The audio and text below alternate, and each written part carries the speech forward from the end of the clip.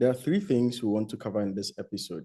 The first is whether or not Manchester United losing 300 million every single year makes sense. And I think for a club that just recently was reported to be fourth on the footballing list of clubs who bring in the most revenue, it just doesn't make sense as to how they lose 300 million and find themselves in this financial hellhole.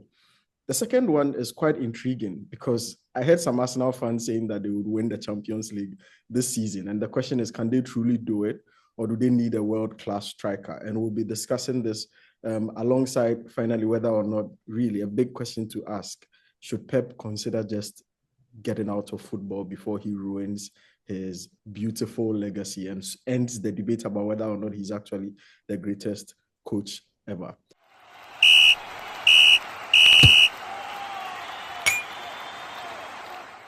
Welcome to the Beer Parlor, the ultimate podcast for deep dives into the hottest issues in the world of football.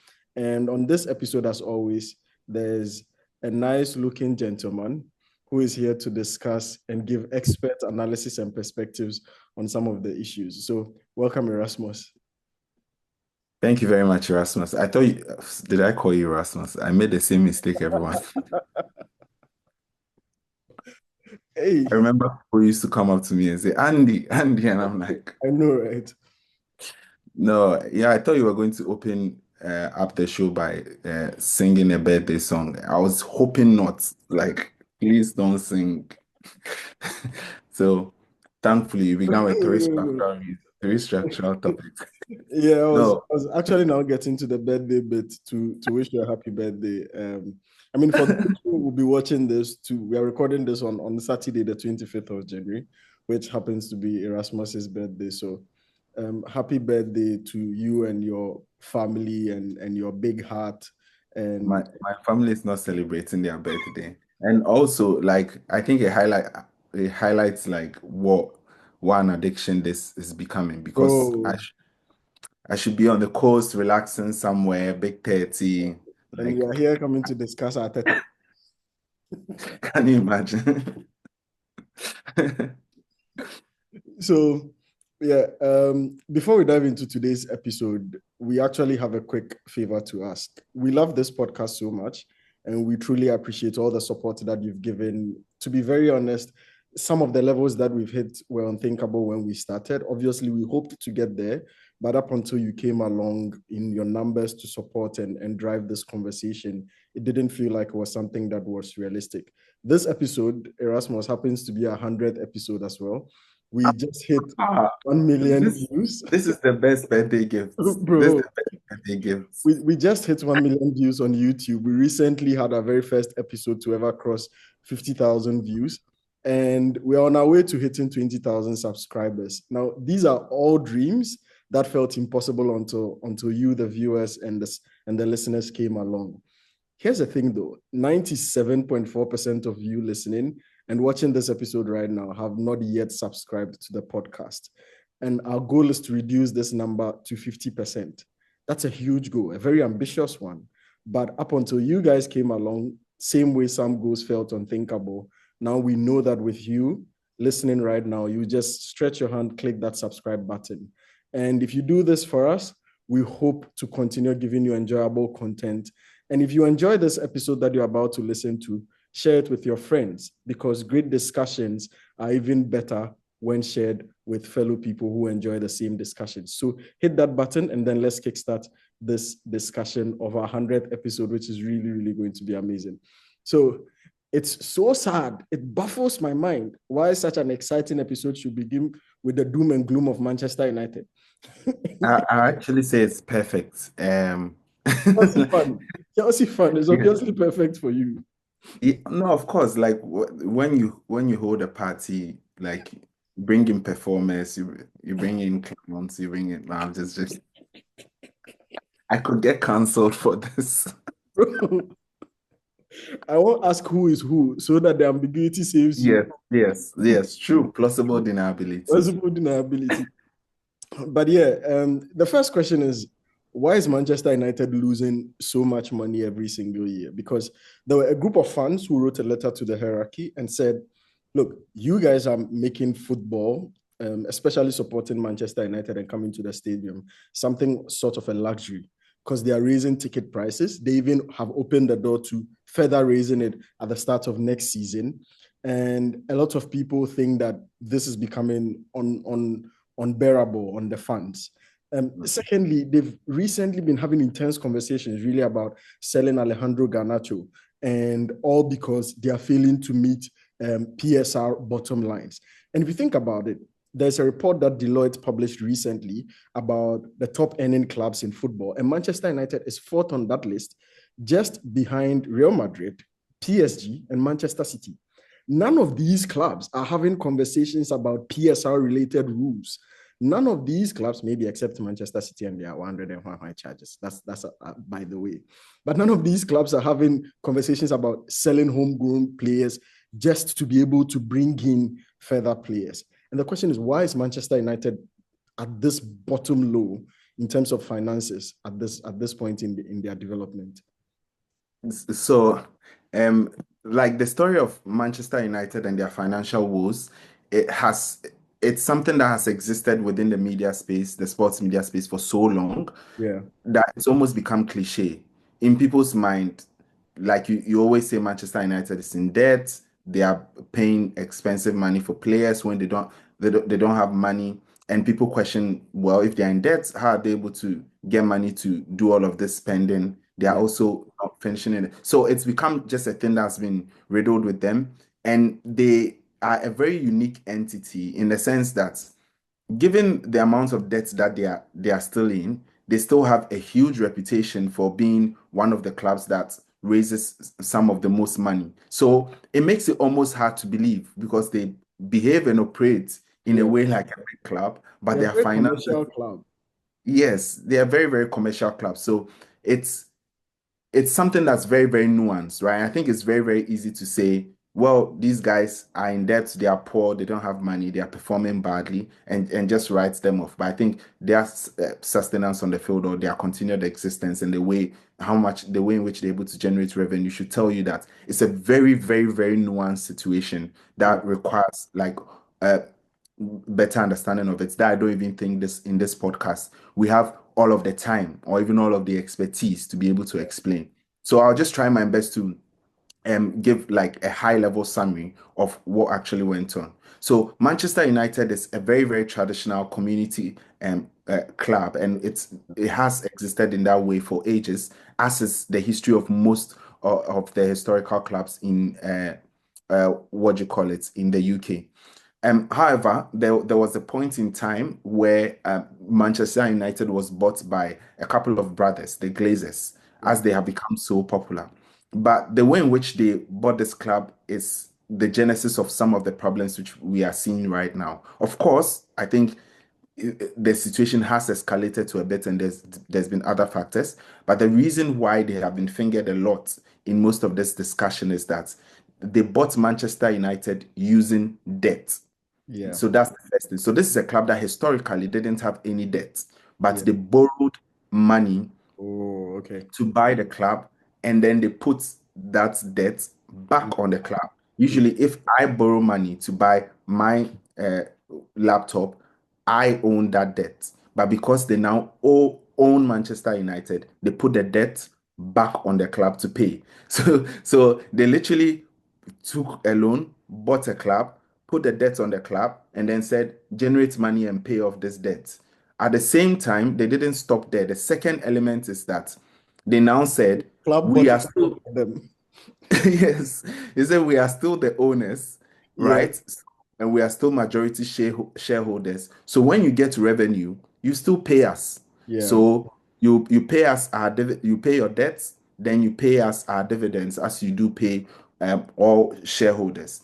And I need to state over here that they've not done anything legally wrong. It is yeah, completely acceptable some way somehow within the business world to do that. However, in football, most of the time see that club owners have more of a commitment to invest, yeah, forgo shares or dividends in order to put it back into the club and to see it running. The Glazers don't do none of that. Now, the third part is that if you do have debt, then it means you have interest. Yeah. and you need to make interest payments on the debt. Now, this is debt where we are talking in excess of over 500 million to about 1 billion. Yeah. So the interest payments on them are Compound huge interest. and it's compounding each and every year. And therefore, the revenue needs to grow at a considerable rate Yeah. in order to guarantee that you can be able to pay back this level of money. Else, the longer you keep the debt on your table, the more expensive it becomes. So it's in their interest to pay it off as quickly as possible. And Yeah. that's where the problem is.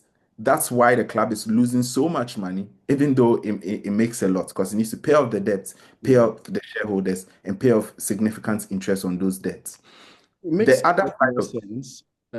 Just a bit. It makes a lot more sense because if you look at the statistics and the revenue income that Deloitte published, which I'm just showing you now, PSG, Manchester City, and Real Madrid saw about a yeah, 1% increase in their revenue. Manchester United saw about a 3% increase, but it's not reflecting on any form in their financial health. no, So people were asking, where is the money going? Where is all this money going? And you explaining the genesis of the sale and the change in ownership and what that has systematically created more like a money drinking hole in the club. That yep. every income is almost lost upon acquiring it makes a lot more sense to why no matter the exponential growth or the comparatively exponential growth they are seeing in their revenues, it's not reflecting on their books. Yes, exactly. And like, I'm not very, very good at accounting, but I do know that there are two sides. If you talk about money or you talk about Yeah. profits, there are two sides. How much is coming in, how much is How going much is out. It's going as out? simple Yeah. as that. So people are just looking at this amount and saying, but you make so much money, but you're increasing ticket prices and you are not spending on players. You are Yeah. not putting it within the stadium. Where is the money going to? And that's when you realize that it goes beyond some of the things which we see in here. Yeah. So I want to touch on this other part because Manchester United is, I think it's one of the very few clubs which managed to be able to float its shares because it's huge commercially. So the markets continually take a bet on it. Yeah. So the way to explain it is that we know these guys are in debt, but due to their huge fan base, due to their commercial history, due to their position within the capital city of London, or within one of the largest cities in the United Kingdom, they are Yeah. always going to be relevant. Yeah. So people are still willing to give them more money. People are still willing to go to the stadium to watch them. People still buy their merch, like the city still supports them, You get and things partnerships. like that. Yes, they still get huge commercial deals and partnerships, and this in turn, I think it affects the psychology with which they manage their debts because then now there is I think there's less appetite to try and deal with these things and then they still try and take on more things and do these levels of investments. So I think what the problem right now is that they need to redirect revenue towards important parts of the club Yeah. in order to get it to be sustainable. So for example, the most important thing is the most important asset is the fans. Yeah. Manchester United's fans across the world is one of what makes it one of the biggest clubs in the world.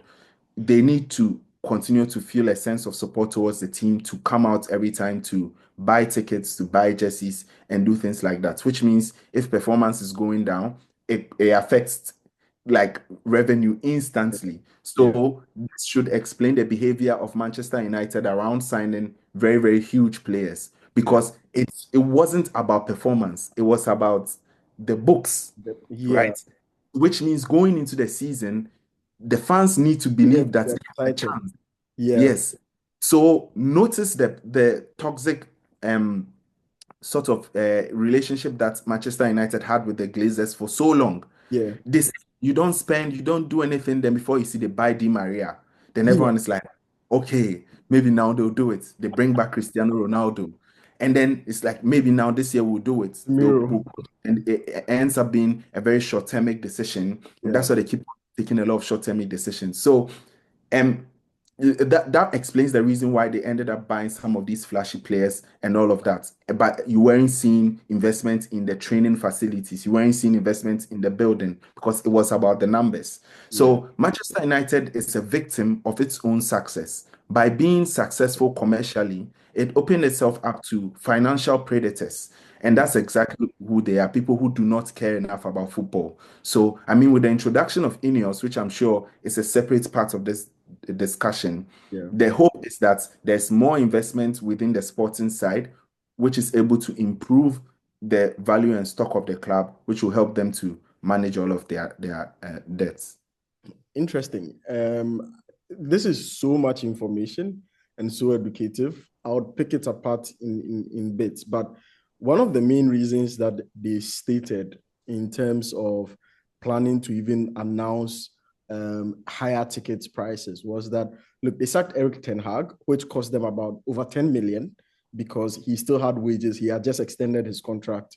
And so they needed to essentially pay him, and he will be on their books till the contract ends.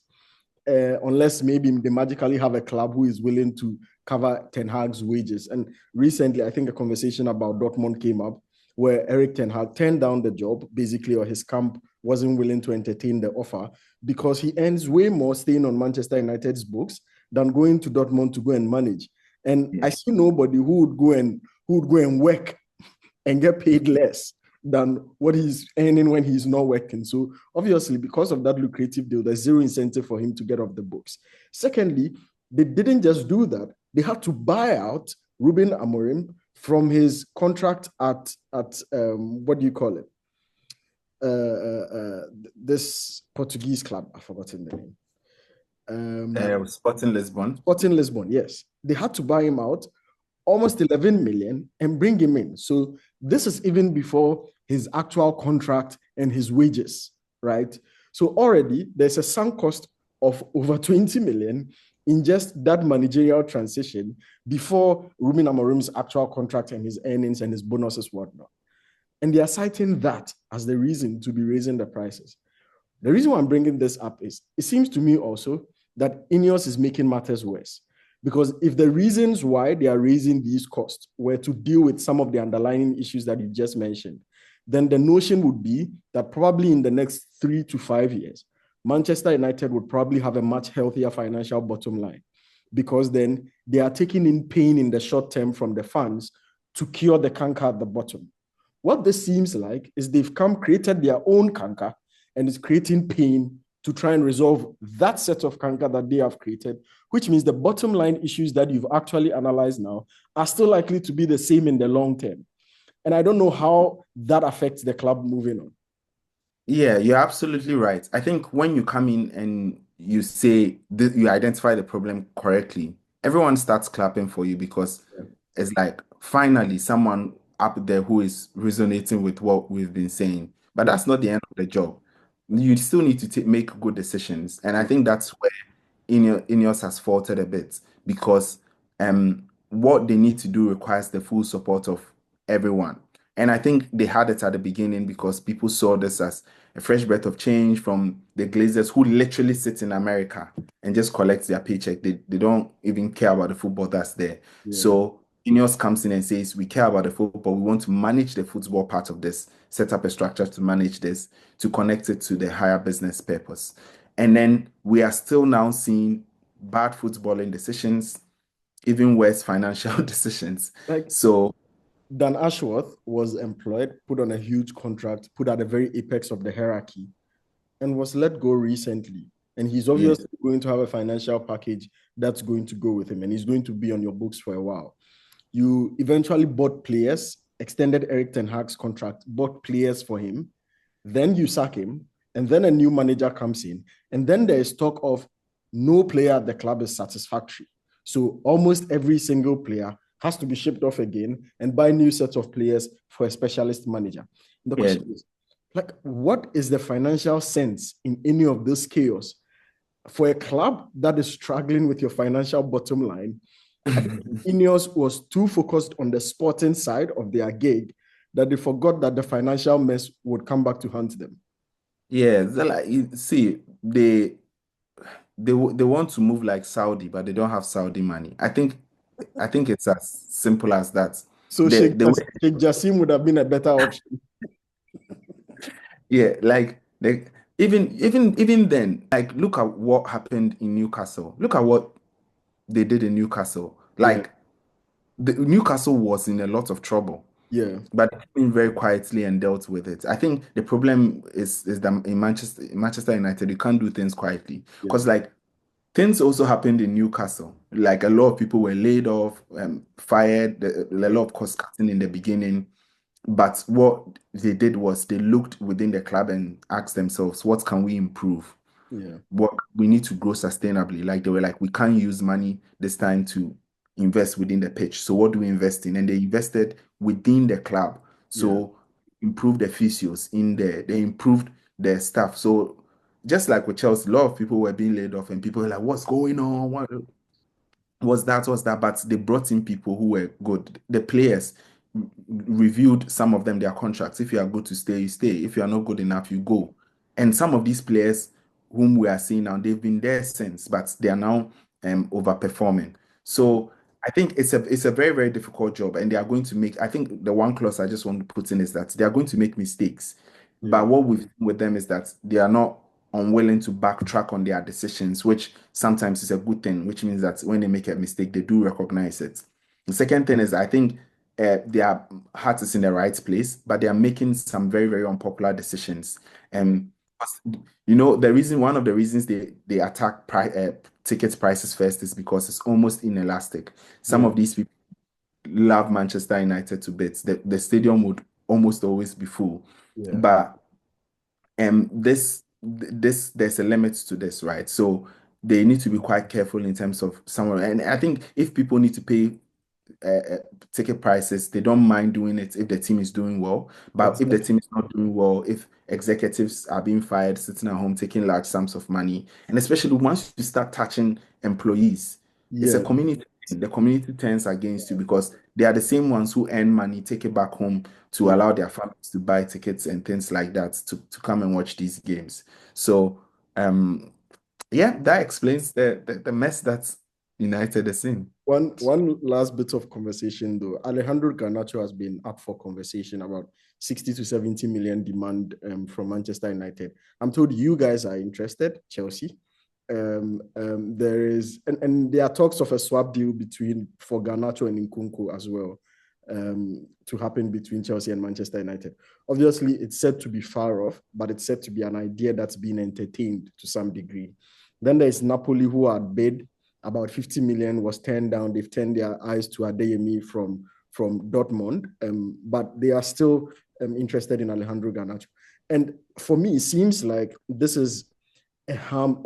Obviously, everything Manchester United is going through is a harm of PSR, but this particular move seems to be a harm uniquely inflicted by PSR rules, because then PSR sort of encourages the sale of homegrown players by making it pure profit once you sell a player that is homegrown, such that once you do so for people who don't understand this, if you sell, let's say, Garnacho for 70 million, that 70 million fully is reflected on your books this year. But if you buy another player for, let's say, 45 million and you sign a 5-year contract, that means that the cost of that player is spread across 5 years on your books. And so maybe you sell him for 70 million, but the player we buy is just about 20 million that's reflected on your books. So you have a much more healthy. And so Garnacho 70 million can actually buy United about 4 players if they actually want to spend it wisely. So then the question is, isn't this bad for actually the health of the Premier League? Because Chelsea has been doing this for a while, which I think some Chelsea fans didn't like. The likes of Mason Mount, some of the homegrown players that are sold for PSR reasons. Manchester City did it with Cole Palmer, which Chelsea is obviously benefiting from. And people hated it at the time. Why should PSR continue to have such a clause? And why shouldn't they revise it to actually have a rule that favors players that clubs have actually grown and sort of disfavors more heavy imports from outside the country? Yeah, we can have the full blown conversation on the PSR because Yeah, it's one of the things which is just like severely misunderstood. Even I don't fully understand it. But this is one of the risk of PSR, like because of because you need to balance your books in essence. So teams begin to look for anything that can look like profit to put on the bill. And if you have the options of selling players and one can bring more value to your books, you obviously gravitate towards it. So it's Yeah. not a thing even about ripping the academy apart. It's Amortization. and yeah, and also when you see everything, it's also a business decision, right? They always look at the player that they're letting go. For example, Barcelona had the opportunity to let Lamine Yamal go for 200 million to PSG, and they refused. They needed all the cash in the world. They refused because they said the value of this guy to this team Yeah. is way more than 200 million. So sometimes the market value So does may not. per what you are saying, if let's say Napoli came with 80 million for Ahmad, United would turn it down. Yes, because they would like to think that Ahmad within the setup is far more of huge value, even though they still get the money. Unless they feel like that money which is coming for Ahmad, they can easily replace him to Yeah. someone of the level of his quality. But clubs also love to keep homegrown players because it's also a pipeline. So I don't think it's something that they are just going for going for just easily. Like Newcastle, for example, like try to hold on to this guy that they let go to Nottingham Forest. Try to hold on to him for a very, very long time till it was quite clear that they couldn't. Yeah. And I think also at the end, when you think of it, academy players want to play. They want to go to somewhere they'll be able to get the opportunities to play.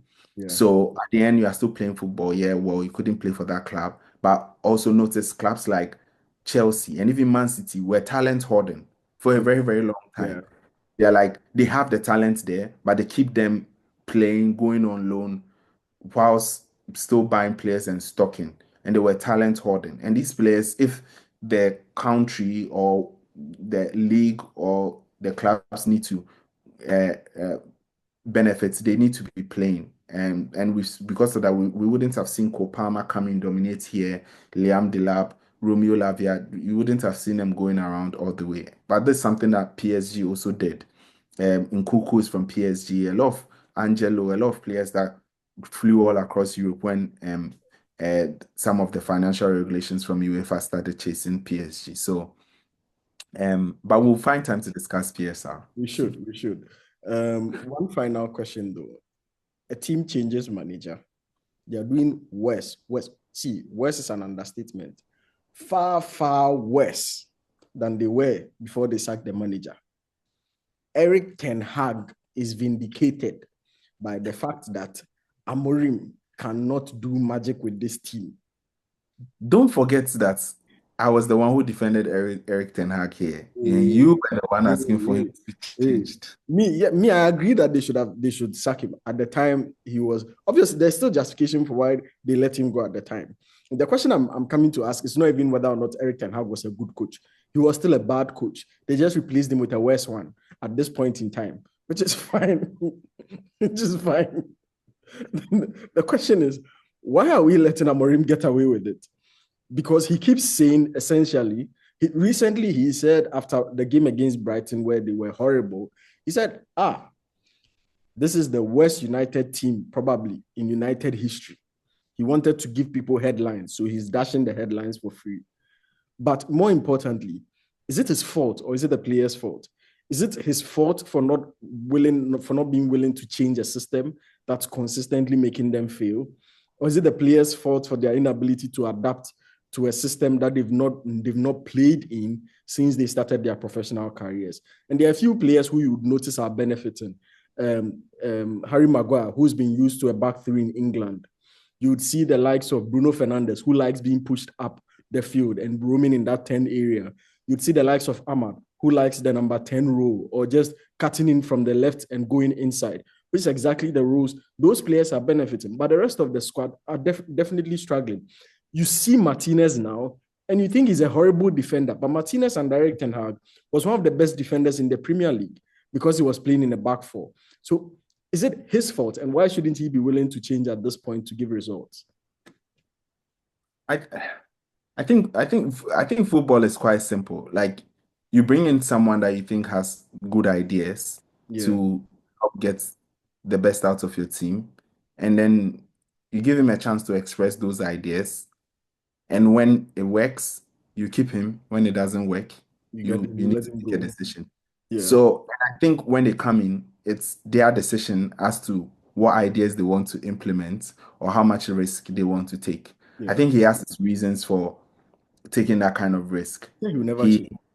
Yes, Take he over wants to the send a job. message. Yeah. And I've said it here on this podcast before that consistently, like the managers that would excel are people who don't compromise on their approach. Like they don't come in and try and adjust, and then get caught in this culture of adjustation. That was a quick question on this. Isn't this the same cane that we used to hit Ange Postecoglou? He's Yes. too stubborn that he doesn't change, that he's pressing high and his team is being lashed and he's being terrible. I think Similarly, that Pep Guardiola, in his era of trouble, he's also decided not to change. And we are criticizing these two managers for it. Why is Amorim all of a sudden getting a defense from you that he should stick with his guts and move forward with it? no, I'm not the one to advise. I don't take 12 million a year, Andy. So I'm not the one to advise the guy. I'm trying to make a point that Okay. it's that football is a results business. Yeah. At the end of the day, it's a results business. It's not about your ego, it's not about your style, Yeah. whatever. It's a results business. Do what gets you results. So I have observed that within Manchester United, when coaches make huge plans to adapt, they tend to lose their weight. Yeah. Coaches that set the tempo for what they want to do and how they want to play tend to succeed much better. We saw with Enzo Maresca, Arteta, Guardiola. Yeah.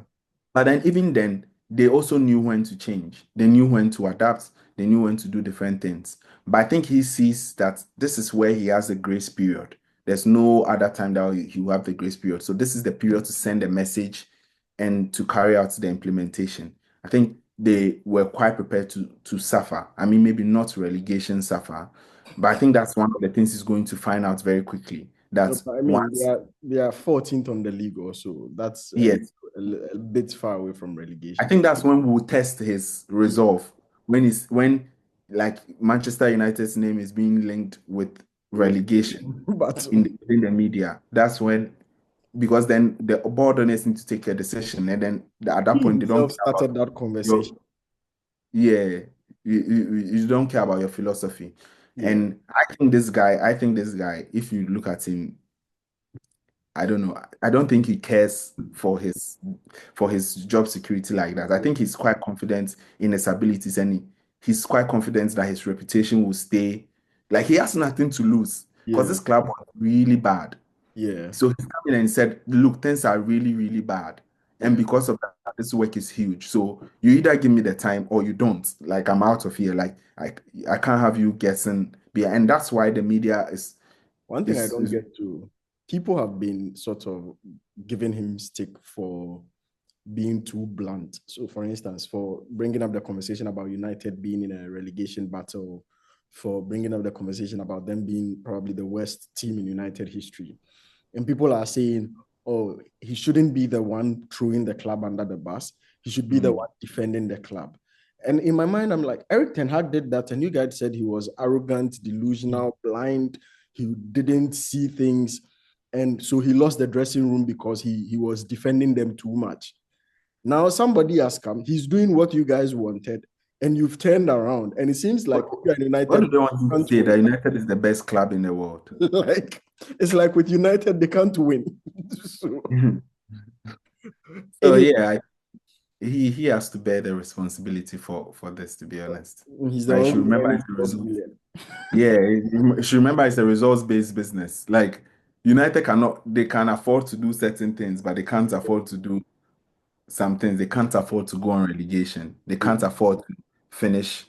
Like they literally can't afford it. I mean, money. And it's exactly like the money as well, because one of the reasons why they're struggling so much is they're not in Champions League. They are not going late into Champions League competitions or European Yeah. competitions. So, like, they're obviously struggling. Anyway, another team talking about Champions League that I wanted us to touch on was Arsenal. There was an Arsenal fan I heard categorically say he doesn't watch their team in Europe and think any team can beat them. Then let me talk before I talk. This same Arsenal are struggling in EPL alone. They are not even like winning their battles, like capitalizing on the opportunities that they are getting.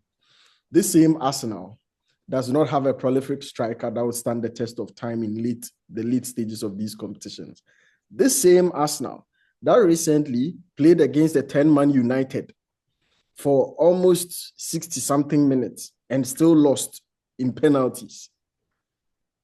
It's okay. Do you think this is possible, that Arsenal will be able to win the Champions League, especially without signing any player and with Havertz as their top scorer? Do you remember what the coaches used to tell us? Said there's possibility and there's plausibility. So possibility. Yes. Yes. Plausibility zero. Plausibility, I don't know. No, I think technically they are one of they are finishing in the top 8, right? They are guaranteed in the top 8. I think second, third or so. Yeah, second or so. Yeah, and the thing with Arteta is he's built a good, solid defensive unit. This season, not much so, but they are quite solid at the back, even though sometimes you can say their attack is blunt. Yeah. And this Champions League format, Charlie, we don't know what's going on. Like Man City is struggling to qualify. PSG is almost out. Real Madrid is floating Real Madrid are back in now, and they could actually avoid the qualifiers if they win their next game. Wow. Avoid the playoffs if they win their next game.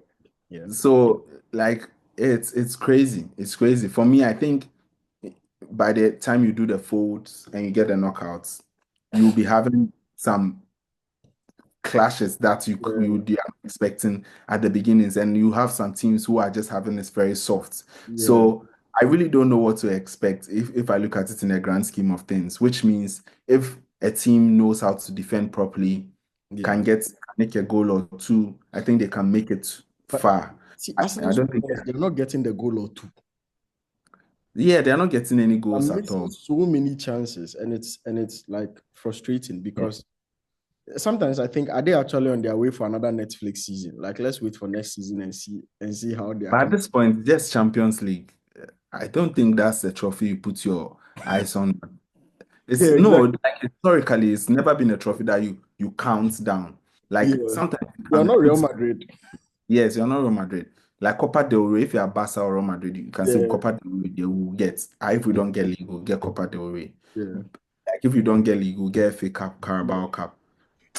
The two of them to his Champions League, you see what God will do. That's what they call it. We will see what God will do. And I mean, if you look at it also, look at how many times Pep Guardiola's teams had to suffer, even upon making the finals, like with Manchester City, even upon making the finals, had to lose, come back like several times before he eventually broke through and won once. Even then, he lost the subsequent one, was kicked out by Real Madrid, and now he's struggling to even make the playoff stages as well. Because if they lose their next match, City is out. They are not playing the playoffs. They are off home.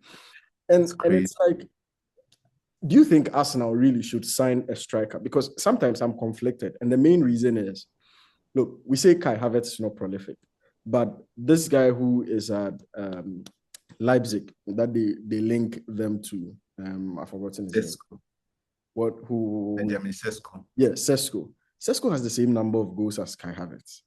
Like in an easier league.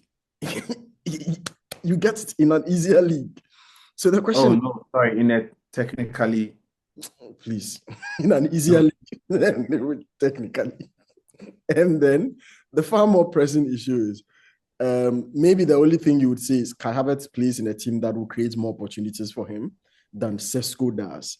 And so maybe Sesko in Arsenal would probably do way better.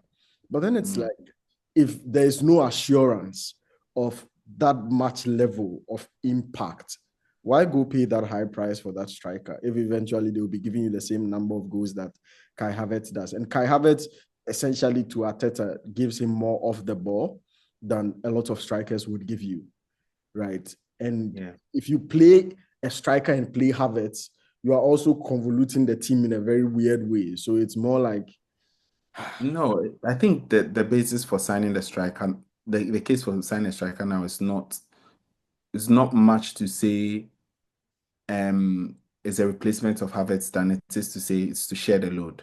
Like okay, Gabriel Jesus is constantly out. yeah, Like he cannot be depended upon at any time within a season. And the point is that Havertz chooses when to turn up, and he's not as prolific. So is the workload on him is too much. It's similar to what Hoyland is facing at yeah. United, and similar to in a way also to what Jackson is facing, Actually, although facing Jackson has Chelsea. been helped by Palmer.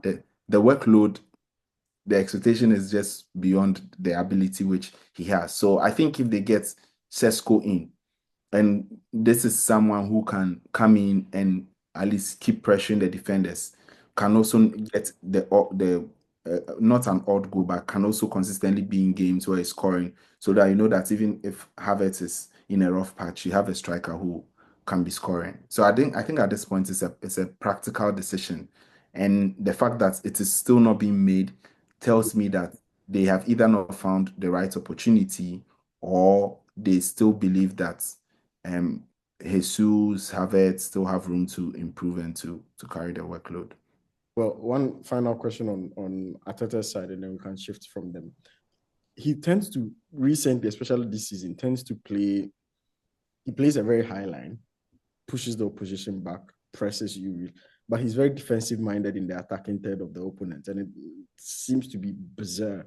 Because, for instance, you see a lot of their fullbacks pushing really high and they tucking into those half spaces, and instead of really applying the pressure, immediately they cross the Arsenal, they cross the what do you call it, the halfway line. They somewhat tend to hold off, and so when there is space and opportunities inside the channels, his fullbacks are always defensive minded, sort of holding the line to some degree to make sure that they don't suffer counter-attack breaks like City is suffering, right? Which is obviously helping him in his defensive numbers because, like we are saying, they are still like solidly drilled in defense. But it's harming his attacking numbers because for some of the players that he has, like for Zinchenko, for instance, if you are playing Zinchenko and he's being a lot more defensive minded, there are a lot more things he offers you in that final third of the pitch that you are losing out on. Some key passes that he can make, especially when Odegaard wasn't available and you needed someone to break down those low block defenses. And it's like, if you're a team that's struggling to make goals, defenders, we say that, oh, you win titles with defenses, but I don't think you win matches without goals either. So he's like, he's obviously going to have to make a decision. And I don't know whether you think this strategy is eventually going to sustain them, because I think we had a similar conversation about their set piece dark art at the start of the season. And it's seemingly fading away because it's not, except against Manchester United, even recently that they met didn't work against them. I don't think their set piece strategy is really working. And recently, I think they played a game in Europe and one of the teams found a way around it. That when they have a corner, they push like three strikers up the field. So now, and then they stay right in their own half. Because in their own half, when the ball is played long, they are not offside. So now Yeah. Arsenal has to push three defenders back and go and mark those players. And then they have much less load in the box to be able to create that chaos that they create, which means that the teams are finding ways to dilute that strategy. And I don't know whether this one is also not being fruitful as an iteration of whatever defensive tactics that they've been using. On that though, like Gary Neville made an interesting observation where he was like, "Why is that set piece coach like standing up anytime it's Yeah. Yeah.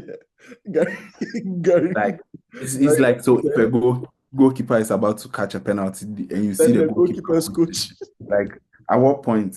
And I just thought it was interesting. I was watching, I was like, Very interesting. this is interesting. Yeah. Like when it was working, they painted this mural Charlie, uh, in North London and things like that. I was like, were people, because it's something that has been in my head before, but I obviously dismissed it.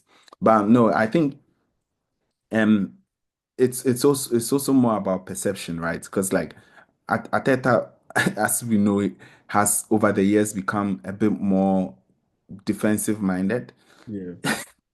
in a strange way. Like Yeah, he, like yeah, but I think it's also because like he's someone who seeks balance a lot. when he had He, things that you expected him to be defensive, which is when he took over Arsenal as a start, and you think he played deep, he was bumping forward like Pep, yes, yes. and So now he's someone he's a who lot more dressed over there. conserved. Yes, Yeah, yeah. So I think for me, like he's a coach who seeks balance. Like yeah, he expects his defenders to contribute in attack through yeah, set pieces, through the fullbacks overlapping and also inverting. yeah, But he expects his attackers to also defend. yeah, Saka tracks back to, so he's a coach who is ruthlessly balanced. yeah, But in today's world, if you are ruthlessly balanced, you'll be seen as a bit more defensive. yeah. So I don't even think he's defensive in that way, in the Jose Mourinho way, who is No, like, no, no, I'm he's more not. defense and will think about attack when Yeah. it comes. Yeah, he's ruthlessly balanced Not for a someone. counter-attacking team, which is what makes it weird. Like, Yeah, helps you in your own half, but he's not yes, aggressive enough, and he's still yes. defending. And it's like this weird mix of attacking, defense. Huh. Yeah, because he wants he the way like you should list. Sometimes coaches come out, speak one or two, and then you should like there are pundits who do like analysis on certain coaches and their style. And like if you get into the philosophy of a coach, you understand better the things he does. So Yeah, I get it. Sometimes most of the fans they are casual fans. They just want to come and watch the game on a Sunday yeah, and go. But so they will be criticizing the individual decisions, and that's why I always say that every decision has a context. I'm not defending the decision, but do you understand the context behind it? So yeah, he plays the game in phases. Arteta has a phase for defending, has a phase for attacking, and during the attacking phase, his goal is to keep the ball, is to camp you, keep the ball, and keep recycling them in dangerous areas to create more opportunities. So he creates several ways of creating a goal. Look at triangles. Yeah, now when they stand at the edge of the box, they cross. The Havertz is there, yeah, the Rice is there, Trossard is there. Is their way one of their ways of scoring goals? So when they are going through it, you may not see that that's the move that's coming, but it's already pre-planned and prepared. And so the goal is to position players in a way that they don't have to repeat the setup. So they do the setup and then they play their game. And when they realize that no, no, no, you are breaking out too much, they are like, okay, since we can't withhold their attacking pressure, we'll also camp yeah, at in our defensive setup and let you tire out. So they are not even the team that will follow you everywhere, but they yeah. are very, very big on making sure that you are shooting from From less outside the dangerous box. positions. Yeah, Yes. And that's why they look like then they are like a low block team, but in reality they are not. And the third thing is they are very, very good on transitions. And when they transition, you don't see them trying to transition to go and score a goal because Arteta believes in balance and control. So it's about getting you into those positions for a counter attack. So for counter attack, there are positions which you need yeah, to follow. So he's very, very, very detail oriented, which is not surprising for a Guardiola coach. So yeah. maybe that's where the reputation comes from. But I think this season he's suffering because he just doesn't. The attacking players are just not having the depth that we thought they would have. And I saw this problem coming because Martinelli is a very good player, but I think you You can don't have depend more. on him for goals. Yes, Yeah. yes, consistently. And like Same for Havertz.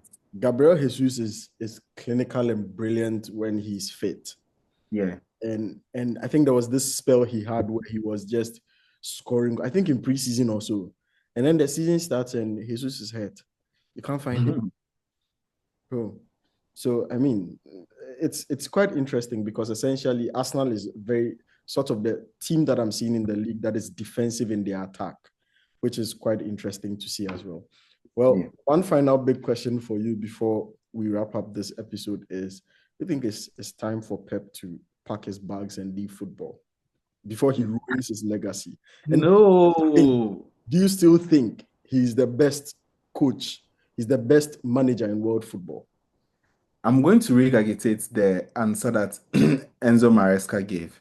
He said having like a bad season in football is very normal. Having a bad run, losing 5 to 8, 10 games where it's normal.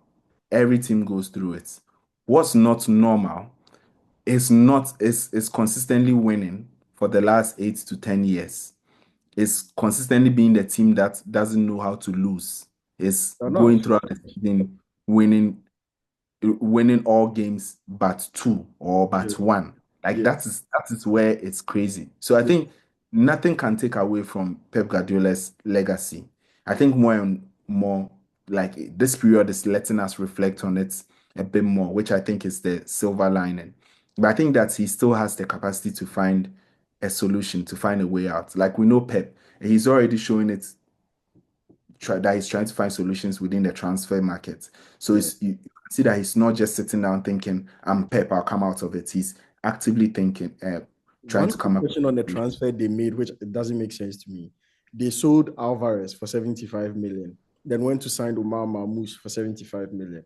I'll bet City fans would rather have Alvarez than Mamouche for the same value. At this moment, I think everyone wants Mamouche. No, but yeah, of course, like I get what you're saying.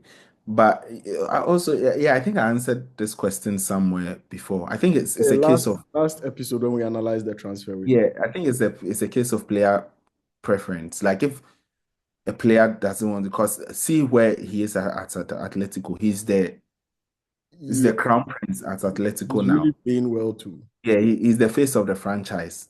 That was not what he was going to get at City. So Well, Omar that's Mamouche is 25. He's quite young, but he's also very good. I think he will do a good job. okay. You still not answered the question, but anyway, you've given some Enzo Maresca About Pep rationale Guardiola. for the question. Yes. Should No, I he think bags and leave football? Because no, see, I I get don't the think. analysis you made about having a bad season is not normal. Winning consistently is normal, right? Winning consistently is what is not normal. But yes, his reputation comes from doing the abnormal. So actually, being normal is hurting him. That's the thing. Being normal for Enzo Maresca doesn't hurt Maresca. Being normal for Ten Hag doesn't hurt Ten Hag. Being normal for Pep hurts Pep. In fact, even Ancelotti being normal doesn't hurt him because his class has not been built on not being normal. Pep Guardiola's class specifically comes from being the crazy genius who does the unthinkable stuff. So doing the thinkable ones is hurting his reputation. So, yeah, which tells you that, like, no matter who you are, like, you really can't have it all to yourself. And I think, for me, like, that's the lesson. Like, Yeah, yeah, it there's a doesn't time matter. where your Like, time will come. yeah, there's a time where your time will come, and you just need to learn to accept it. And like everyone who like is in competition or has done sports knows, and everyone who, if you've seen life small, you know that Charlie sometimes you just can't avoid it. Things happen, like things happen, and you just need to learn to take it and go. And I think Pep Guardiola, all the times he's quit, he's never quit because he's down. So always Yeah. quit because he was up. I think if he's the manager that we all think he is, he's not going to quit at this time. I think he'll try and find his way out. But maybe this is me being all philosophical and motivational, whatnot. People don't care about that sort of stuff. Well, So, but for our fans, we also want to know definitely for those listening to this episode right now, what do you think the biggest issue is with Manchester United? Is it the coach or the players? And the financial complexities. How do you think they can try to resolve them? Also, without hurting the fans as well. And can Arsenal realistically win the Champions League as the only trophy that they can aim for right now? Can Manchester City bounce back and is Pep nearing the end of his era? Rasmus is shaking his head and bouncing his head for various reasons, which are only known to him. But that's it for today's episode on the Beer Parlor. We've broken down Manchester United's financial crisis, Arsenal's Champions League hopes. We've talked about the struggles of just touched on Pep's legacy and exactly what defines his legacy and whether he's losing it. But now we also want to hear from you and what you think. So definitely leave us a comment in the comment section and we'll come back to react to some of them in our subsequent episode. Don't forget to subscribe, leave a review, and join us next time as we dive into much more interesting issues around the world of sports. And wish Erasmus a happy birthday in the comments as well. We'll definitely come back and celebrate some of your wishes. Guys, roast him, especially the non-Chelsea fans. Roast him. Me, I'll do a special episode on the roasts. But thanks for tuning in, and we'll see you on the next episode of the Beer Parlor. Bye, everyone, and see you next week.